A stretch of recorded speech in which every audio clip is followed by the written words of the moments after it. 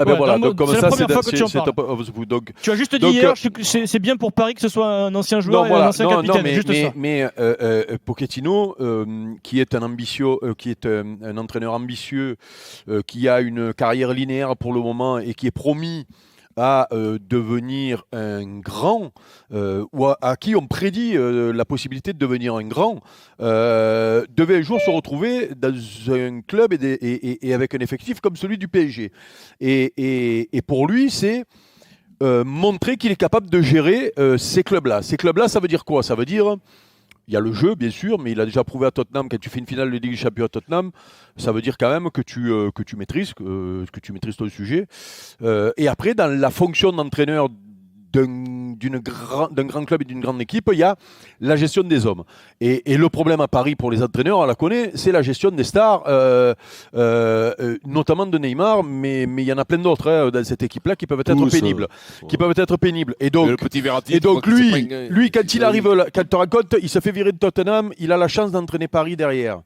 Mais écoute-moi, il a tout intérêt à être dur avec... parce que c'est un entraîneur qui est dur, qui fait travailler, notamment physiquement, qui demande beaucoup. Ne pas oublier que Paris, quand même, sur les matchs de Coupe d'Europe, c'est une des équipes qui court le moins. C'est-à-dire il y a quand même un travail à faire à ce niveau-là pour au moins rivaliser. Changer un peu les mentalités. Voilà, changer les mentalités, rivaliser avec les autres à ce niveau-là.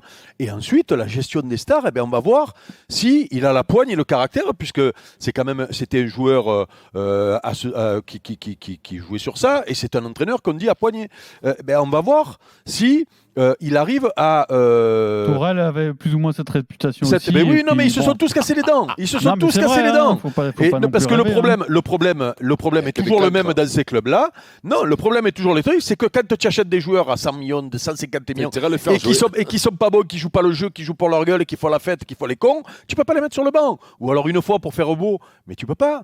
Donc on va voir si lui le fait. Moi je pense que c'est dans son intérêt d'être dur, et j'espère pour lui que les dirigeants l'aideront, parce que ça ne peut marcher que si les dirigeants tapent, et notamment le président tape du poing sur la table quand les joueurs dépassent les bornes et quand les coachs les met au rencard. Mais c'est pas évident, et tout le monde n'y arrive pas. Et je vais te dire même un truc. Parce que l'entraîneur à la mode aujourd'hui, c'est Klopp, entre guillemets, il y en a plusieurs, mais Mourinho s'est passé, il y a toujours Guardiola, mais il y a Klopp maintenant. Mais moi, tu sais quoi, j'attends de voir Klopp gérer des mecs comme Neymar, comme Ronaldo, parce que là, il n'a jamais eu à faire ça. Il n'a jamais eu à faire ça. Ses stars, il les a fabriqués. C'est lui qui les a fabriqués à Liverpool. Il les a pris, il les a fait progresser, il a fait une équipe, une machine de guerre. T'imagines si tu prends Messi sur le retour à 33 ans. Mais je vais te dire, c'est pas donné à tout le monde de faire ça dans le football aujourd'hui.